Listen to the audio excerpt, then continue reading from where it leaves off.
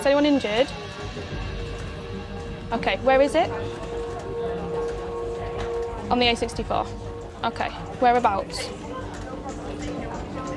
Okay. We'll get police on the way. Across the UK, someone is seriously injured or killed on our roads every 22 minutes. Really tough doing this job. You know, we get sent to things that people would run a million miles from. It's just after midday on Friday afternoon. The car here is mine, right? That is yours. Do what you want over there. Traffic cops Rich Clark and Craig Hanna are on patrol. This is the biggest county in the country. This is the main route through. If you want to go anywhere, you've got to use this road. We're just getting a report of a two-vehicle RTC on the A64. One person is severely injured. Still in the road. We have got fire and ambulance heading towards. So we're just on our way to what's sounding like a fatal RTC. Initial reports are there's a motorcyclist laid on the road. Westbound. Ambulance aren't on scene yet.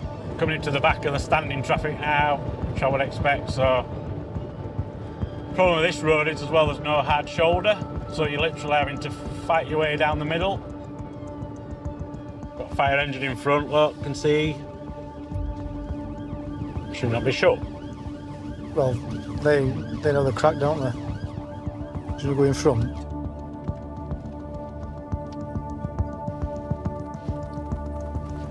Whilst the casualty is receiving urgent care from an off-duty doctor, Rich speaks to a witness. Basically, the motorcyclist is stationary in traffic and the Ford Rangers hit him while he's stationary as he's just getting off the bike, apparently. The motorcyclist has got an horrific leg injury. He's in immense pain and lots of blood loss. Is there any intention to close the road? Yeah, you can shut it if you want. So I'm now thinking close the lane 2, because loss of blood and life don't usually go hand in hand. Lose too much and it's game over. Can you just hold this for me, sir? Yeah, no problem. About 10 minutes? Yeah. All right. Thank you. Right, it's shut. Nobody's going to move, so you don't need to bother with that. I've shut it, so you're all right. You can feel this. Feel that, yeah? I'm going to pinch your little finger on your other arm. Okay, I'm not going to move your arm. Tell me if you can feel it. You can feel that? Good. There's a good potential that the air ambulance is coming to this, so I'm going to need the eastbound carriageway shut a good half a mile from the location of the bump. Have we got anybody who can come out of TAD and put us a closure on?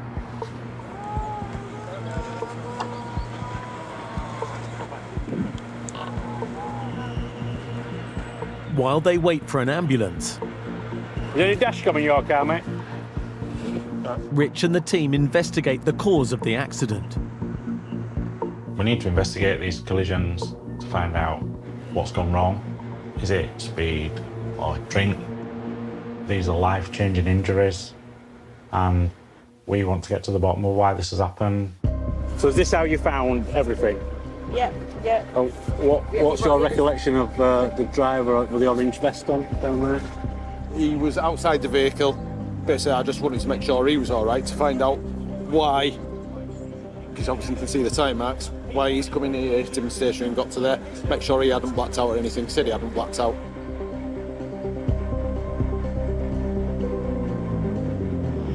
That vehicle there, for some reason, has hit what would appear to be a stationary motorcyclist. The motorcyclist was struck whilst waiting in the lay-by to the side of the A64. If you play spot the difference is this near side pannier is completely missing. I would suggest that's first point of impact around that back corner. It's just obliterated it. All down there, look. First job for traffic cop Mark Davey is to question the driver. Where's he from? Local. I've bagged him, and that was 0. Started work at R5 this morning. He's explained that he's just driving down in lane 1. There'd been a big bang, and he's looked back and seen that there was a motorcyclist on the road and his bike there. And at first said that he thought, there was bits of debris, and he thought it was from his van and that he'd caught something. So it's really worrying that he's come down here, dual carriageway, and he's come round and he's managed to wipe a motorcyclist out that he doesn't actually even know that he's done. It's scary, really. So breathalyse him, drugs wipe, just to make sure that there's nothing, say, evidential that we're going to miss from him there. Time is of the essence to get the injured person to hospital, quick sticks.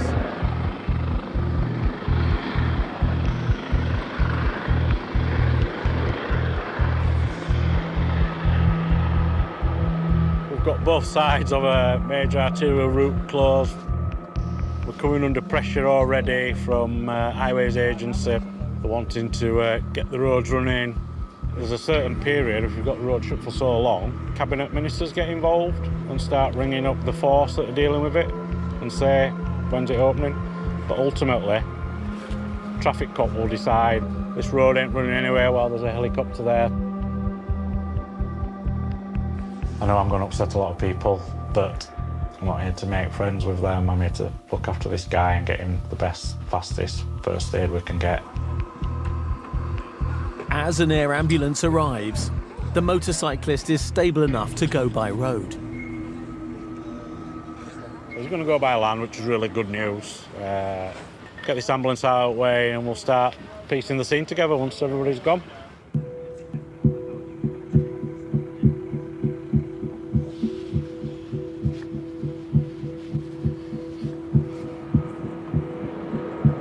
East can go and 1 lane of west.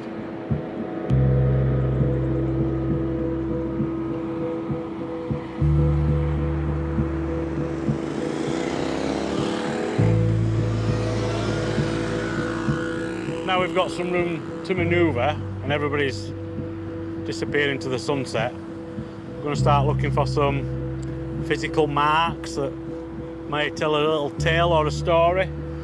Trying to work out exactly where the bike was at the point of impact. It's just a case of looking. That will relate to someone on the bike, so that's interesting to us. Hit him there. So that's where it all starts, isn't it? And somewhere on the bike there'll be a mark that marries up with that. There's got to be some black paint somewhere, hasn't there?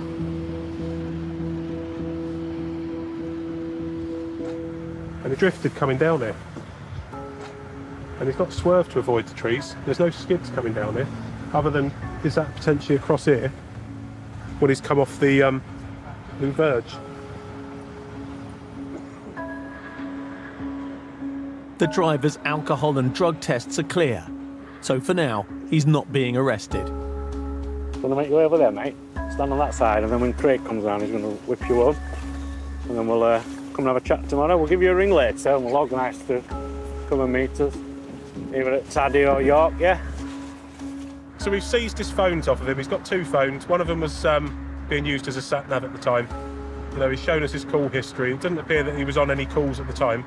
However, when we get them analysed, it'll tell us for certain. And then we need to rule out that he wasn't playing around with his other phone while he's driving along. Has he fallen asleep? Because he's come round, a natural bend in the road, and the angle that he's gone off at is almost like he's fallen asleep, wiped this motorcyclist out, and then gone towards the hedges, which would then probably explain why he didn't see him. Because fast asleep or just, nodding dog as he's come round, he isn't going to realise that he's hit someone until, it's happened. The motorcyclist, because he's on a bike, he's so vulnerable, and it's metal onto skin. It's only going to end one way. It's life-changing injuries for him. It's also life-changing circumstances for the pickup driver.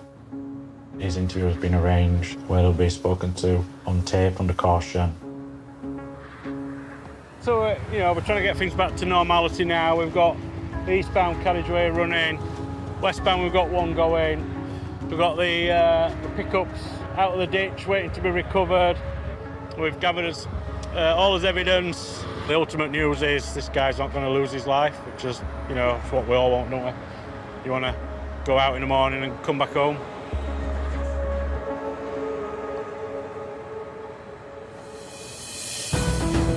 Coming up, there's an update on the bike rider. There's still a chance he might lose his right leg. And a pedestrian and a truck collide. Vehicle's possibly less than seen and the gentleman's got serious bleeding.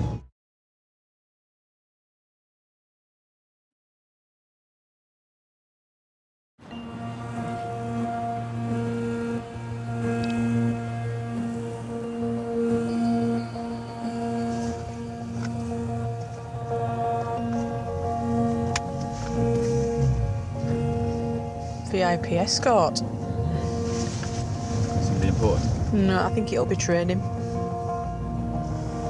There are over 200 serious and fatal accidents in North Yorkshire every year. Finding out who or what is to blame is the job of traffic cops like Ryan Lythe and Sergeant Leanne Anderson. A large cause of road traffic collisions on our roads is the fatal 5, which is careless and inconsiderate driving, driving whilst using mobile phones, so distracted driving, drivers without seatbelts, driving at excessive speed, and the final one is impaired driving, so that's through drink and drugs, and that's a big one.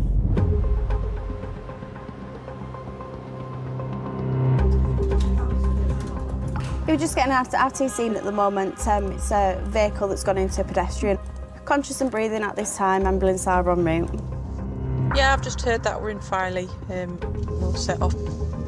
We've potentially got a serious RTC in Pickering. The goods vehicle's struck an elderly gentleman who's got a head injury and still laid on the ground.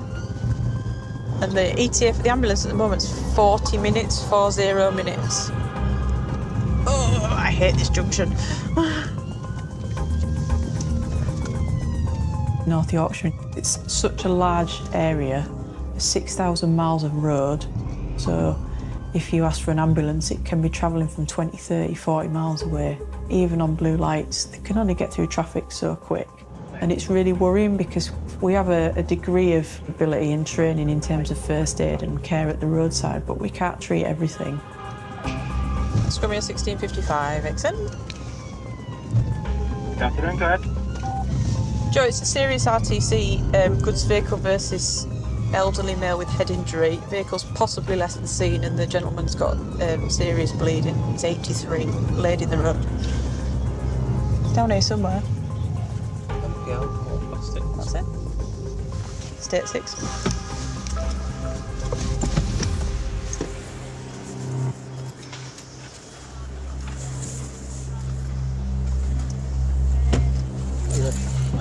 At the moment, speaking to the ambulance crew, we've got a suspected broken hip. His foot is obviously bent straight out. We believe it's either dislocated or he's got a broken, fractured ankle. Yeah. He's got a gash to the top of his head. It's not any life-threatening or any life-changing injuries so far. How old is he? He's born 1936. Okay. Yeah. Is that his... That's his wife with the grey coat on there. Yeah. Do you want to go and have a word with driver? So basically, I was loaded up, so I put a pallet on, and we sheeted the side of the curtain up, and then we drove forwards, and then slightly to the left, and as I'm going up, I looked on my blind side, on my right-hand side, and noticed there was a chap laid on the floor. So then I jumped out, run across to the bottom to go and make sure he was all right. Got some blood coming out from the top of his head. Run inside, go and call the paramedics and all the rest of it, and they came racing down. That's what as much as we know.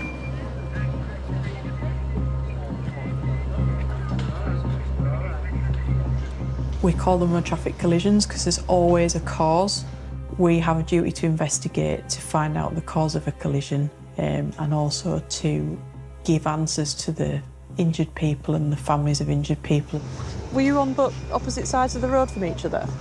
What's your husband? Over there. What's your husband called? I was sat in the car, comes across to go to... Yeah. And that's it. Yeah, and you didn't see anything on the floor. We were just coming to go here. So he's only just got out and come across the road. Uh-huh. Okay. Did you see the truck at all then, or not? I'd have to think that one out. No. No, I can't. No. From what I understand, there's been quite a large HGV truck parked outside the premises here that's finished a delivery and then been getting ready to set off. And at the same time, a gentleman's parked his car over the other side of the road, and it appears that he's got out of his car to cross to the same side where the truck is, and there has been a coming together, although there's no direct witnesses at the moment, so we're just making some inquiries to try and firm up those facts or see if there's anything else that's been involved, really. So because you've been involved in a road traffic collision, it gives me a power to request one or more preliminary samples from you. I know you've already done a breath test with my colleague. I'm just going to ask you to provide me with a sample of saliva. Yep, not a problem at all. You happy with that? Yeah, it's not a problem. While Ryan waits for the results of the drug and alcohol test, Leanne continues the investigation. Well, if there's no direct witnesses, we need to do a trawl of the street for the CCTV cameras that we can see. If it's on there, we'll find it. One of the business has some CCTV. So this is just leading up to it. It's a blue car just pulled Yeah, up. So I don't know if that's his car, yeah. That's the man just walking in front. Yeah. See him walking across there. Oh. It's not very nice, is it? Yeah. Not entirely sure how he's not ended up underneath the truck, to be honest. Yeah. It's quite a scary piece of footage. He's had a really, really lucky escape. When he comes home tonight, that's up to a doctor to decide. It depends what his injuries are and whether he needs to have any operations or not. So I can't answer that one. Okay. Which hospital is he going to? Scarborough. Scarborough, lovely. It's fine. We'll hop in later on and get an update from him. All right. Lovely. Thanks very much. All right, you're Cheers. So the chap was breathalyzed and drug wiped, and both were negative. So we're happy that at this stage that isn't a factor.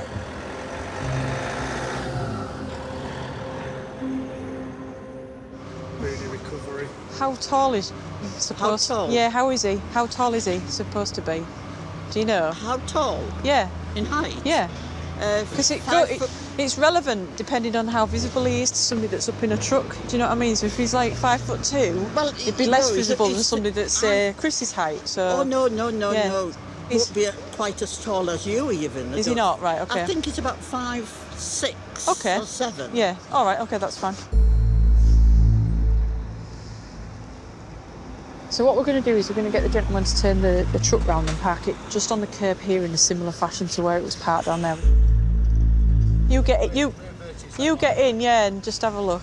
One of my colleagues is going to sit in the driver's seat and the other one of my colleagues is going to walk across the road, and they're both similar height to the driver and the injured pedestrian, just so that we can get an idea of whether or not he would have been visible at that height and angle where the truck was parked off. So it's sort of a bit of a mini reconstruction.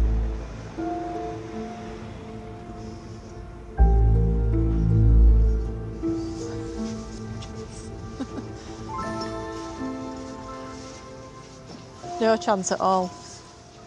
Just shout at what point Ryan disappears out of your view. So walk slowly, and when I do that, you stop.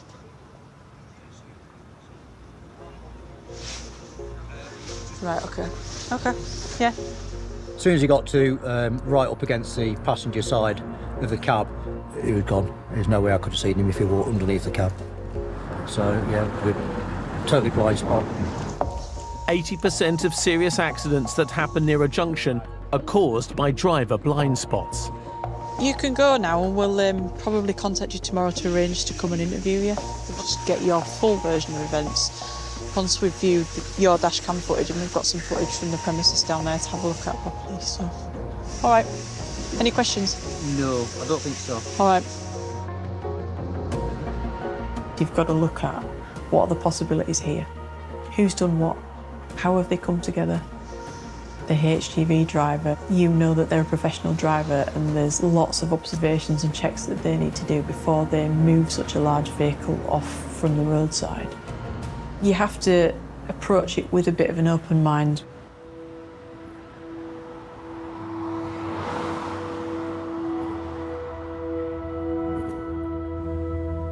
The traffic cops work around the clock to prevent accidents and to understand what causes them. After the serious motorbike collision on the hard shoulder of the A64, Rich Clark and Mark Davey are furthering their investigation.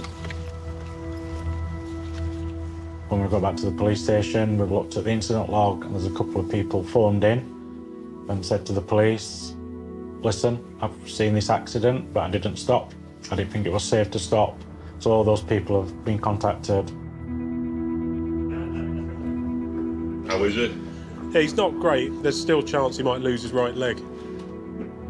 The rider of the Harley Davidson has gone through numerous surgical procedures to try and save his leg.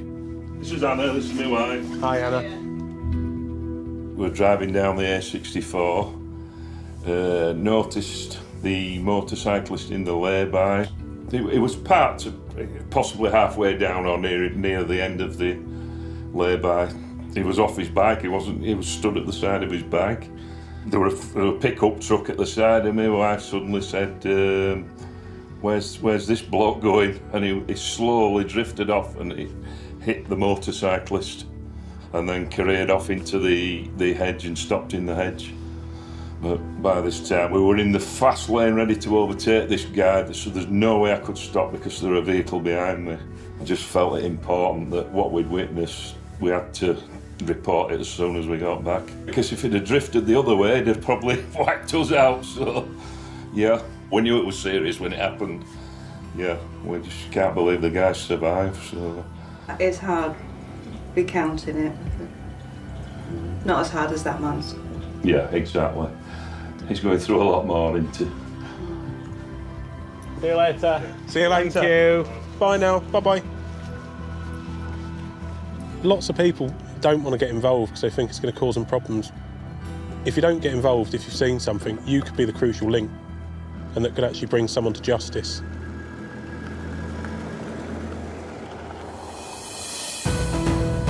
Coming up, new footage emerges of the pensioner struck by an HGV.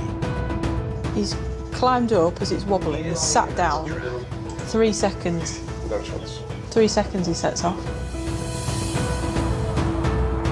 And a lorry driver in a life-threatening crash. It's what, 6 foot drop that he's had down to the floor from his driver's seat? That's quite a fall.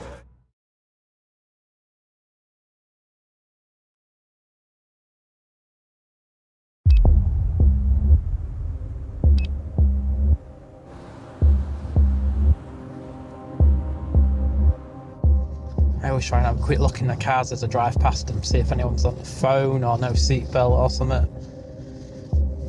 You're driving a weapon, and that's dangerous, so people like that need to be taken off the road. In the south of the county, PC Mike Rowan is 6 hours into a day shift. XN to all available West Side units. 20 miles east of Leeds, there's reports of an accident. It's just one of almost 100 that involve injuries every month in North Yorkshire. Yeah, I've popped you on to just at junction 34 of the M62. It's an overturned lorry. I believe that the driver is trapped and he's got a head injury. 10-4, that's monitored.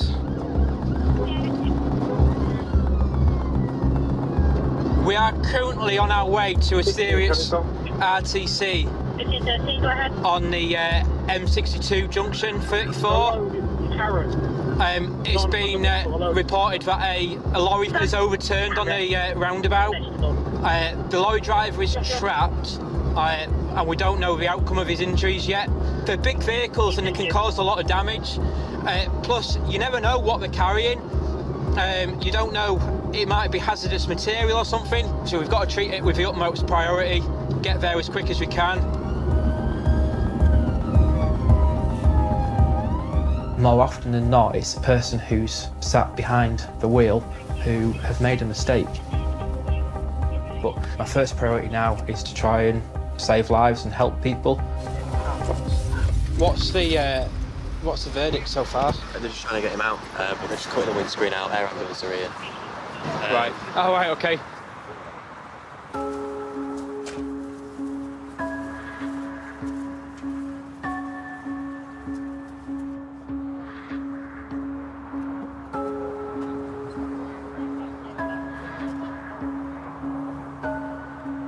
He's got suspected spinal neck injuries, so we're having to treat it with utmost precaution.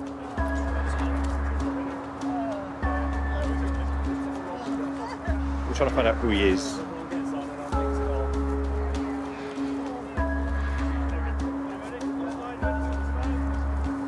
Having to go and knock on the door of the next of kin. That is always at the forefront of my mind and what I'm trying to prevent. XN from 465. Can I give you some details that we found from some transport paperwork, just for transport manager and their emergency contact? Ready, steady, Luke.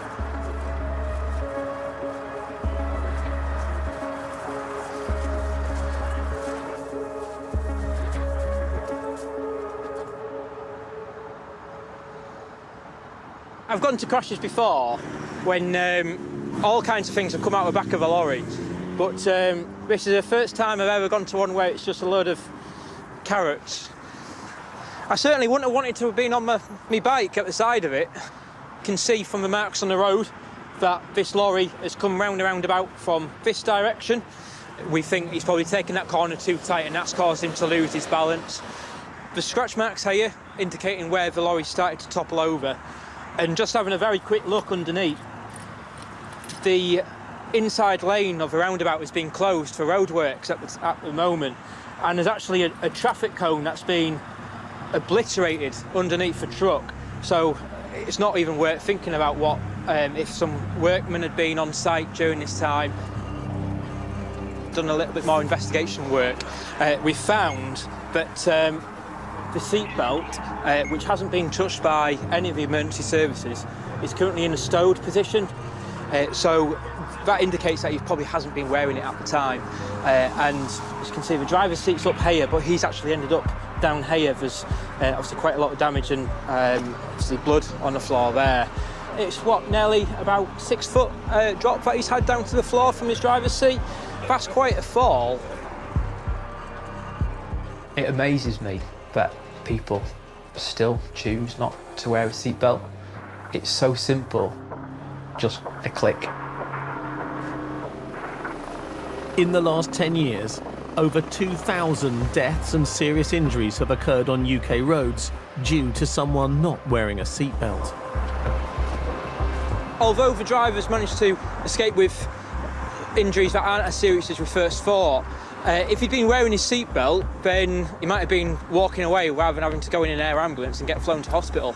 So those seatbelts are there to save lives, prevent yourself from sustaining injury, so wear them.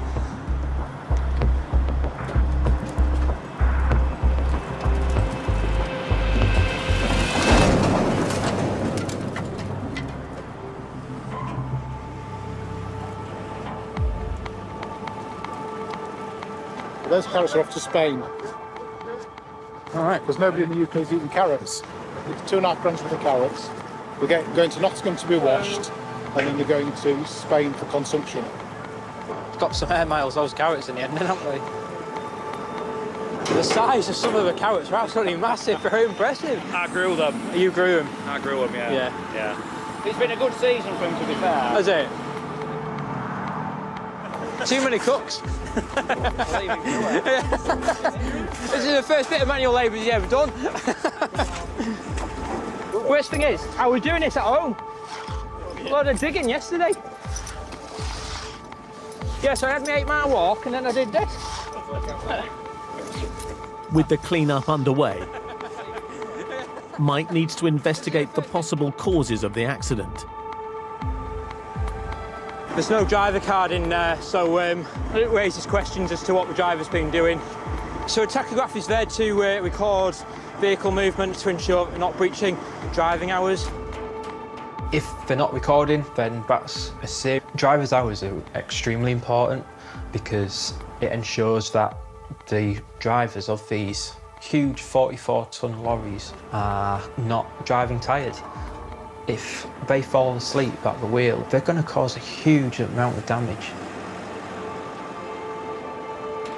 Just very simply not using a tachograph at all when you should be, that's an offence on its own. But then it opens up a whole other avenues as to what other things he might have been doing as well. We are investigating several different traffic offences. Obviously, we're looking at a careless driving element.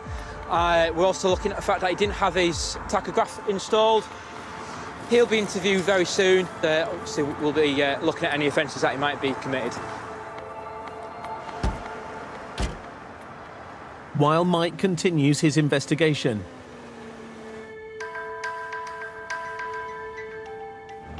"50 miles northeast near Scarborough." I was just making contact with you and just touching base and just seeing how he was, making sure he was all right, and also making sure you were all right, because it's obviously quite traumatic for you to see as well, isn't it? Traffic cops Ryan Lythe Yeah. and Sergeant Leanne Anderson are checking in with the wife of a man struck by an HGV the day before. But have they took him down to Hull this afternoon? No, there isn't, no. Not yet. So is he going to have surgery on his hip, I'm guessing? I mean, the key thing was the Oh, bless him. the ones that have been taken out. What I'll do is I'll give you a ring next week, just see how he is next week, and then once he's out of hospital, I'll make an appointment just to come see him and just see how he is and have a chat with him about stuff. But there's no urgency in that. There's no urgency at all. You take care. No worries. No worries. Bye. The only footage they have is the CCTV from a nearby business. Yeah, I mean, it's not the best footage, like high quality to be able to see, but... So that's our victim's car. Yeah. Here he comes. Oh, so there's his car. Pretty much stops, and then looks like he's straight out because he's there he is. He's just appeared. Yeah. He's sort of shuffling across the road, isn't he? Yeah. Straight across the front of the truck. Oh. How close is that? You can actually see his shadow. Yeah. How has he not gone under that? I wonder if he has, like gone partly under it but missed the wheels. How is he still alive? Timing on it, split seconds of difference between life and death. So this is his dash cam parked up. Obviously it's taken from the front bottom of the dashboard, so it's not the same angle that he's got the view out of the window. Leanne now has the dash cam footage from the driver's lorry. If you see the wobble, that's when he gets in. Listen. Bangs the door, coughs. Oh, yeah. And he sets off. See the top of his head, and he's gone. He's climbed up as it's wobbling, he's sat down, he's shut the door and he's coughed, and then he's literally started and gone, hasn't he? Yeah. Watch the bottom of the screen here, and that time. So he's in. 4:56, 4:57. 3 seconds. No chance. 3 seconds he sets off. But surely as a HGV driver, you would make sure you checked, knowing that you've got all those blind spots on your wagon, you would surely just make sure that there isn't anything. He's a multi-drop driver, so he's like in and out constantly. So your multi-drop drivers are your drivers who are employed to deliver parcels. They're under a lot of pressure for sometimes quite low pay. They quite often get paid per delivery. Having looked at the footage a few times, I think there's quite a lot of additional things that have sprung up now that we've noticed, where there's some more probing questions that he can ask the driver. If he comes back next week and goes, yeah, well, I got in, I put my seatbelt on, I checked my mirrors, I checked that side, I've checked over my shoulder, then he can say, well, 3 seconds. Yeah. Yeah, it's a lot of things to do in 3 seconds, isn't it? We'll see what it comes up with. Yeah. We're not going to be able to fully guess what he's going to say, but we can be prepared for it, can't we? Yeah, we can have an idea of, it's going to be one of two options of... If he says just jumped in and set off, then he's getting prosecuted. Coming up, the pickup driver who hit a motorcyclist whilst resting in a lay-by on the A64 is brought in for questioning. The worst case scenario is he's looking at serious injury by dangerous driving.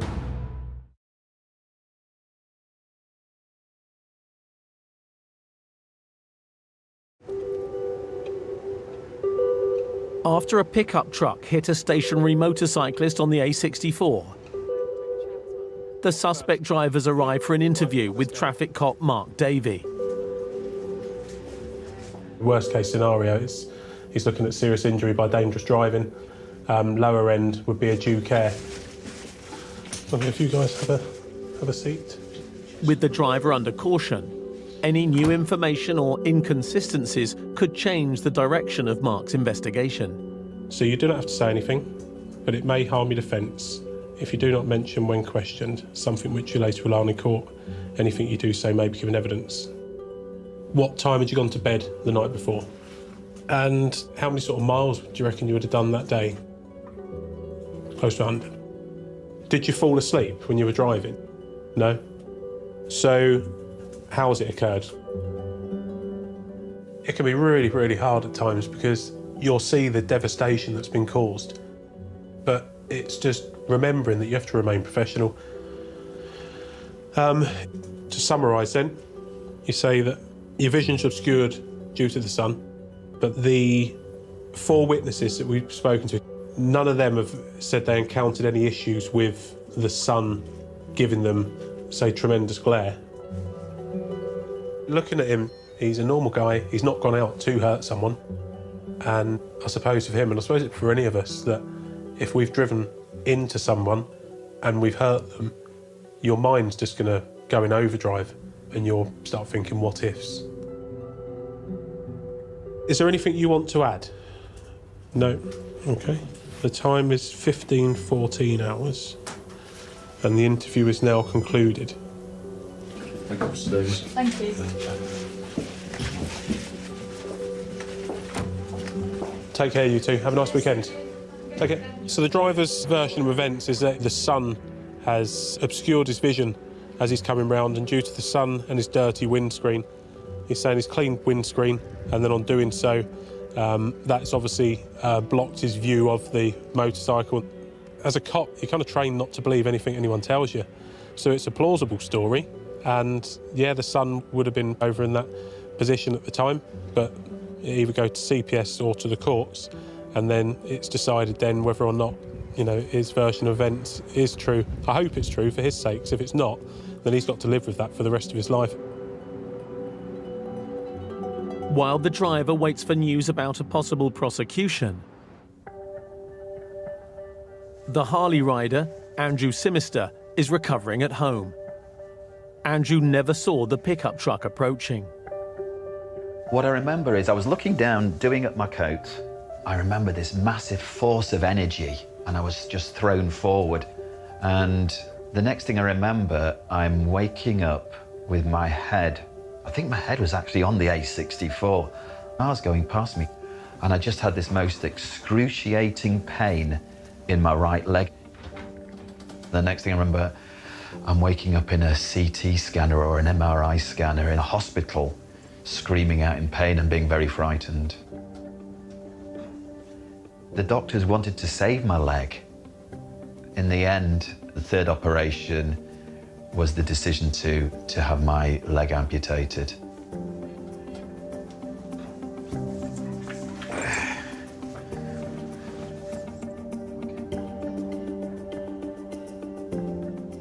And here's the love of my life, or after my wife. It's just a beauty. It's one of the nicest bikes I've got. Boulevard Cruiser. It's a rock star bike. My life has changed forever. My wife's life has changed forever. She's had to give up work. She is now my carer 100% of the time until I start to make some recovery where I may be able to start walking again. So one day, I'll be riding again. And we can ride out together again. Yep. Am I going to ride a motorbike again? I definitely am. My leg's not going to grow back, but I want my life to be the best possible life it can be. So I'm going to make the most of what I will get, you know, a bionic leg if I'm lucky. And the most important thing is I'm alive, and I'm going to take every day as a blessing that I am here.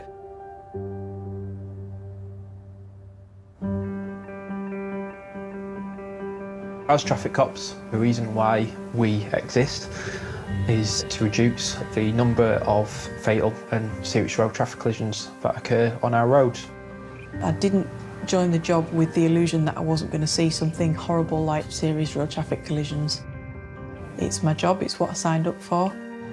If you're engaging in any of those fatal 5, you are much more likely to be involved in a very bad crash. Got amazing roads and they're there to be used, but everybody's vulnerable on there. So if we all just use them correctly and stick to the rules, then everybody should be able to enjoy them safely and all go home at the end of the day.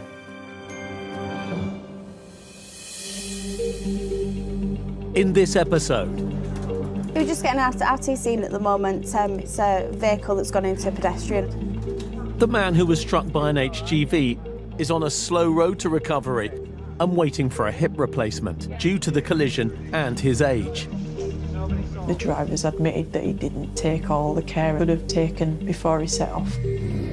The truck driver was fined £660 and received 8 points for driving without due care and attention. You find it difficult to get a job as a HGV driver with points on your licence for that kind of offence. So there's quite far-reaching consequences for him as well. The driver who flipped his lorry has made a full recovery. There's no driver card in there, so it raises questions as to what the driver's been doing.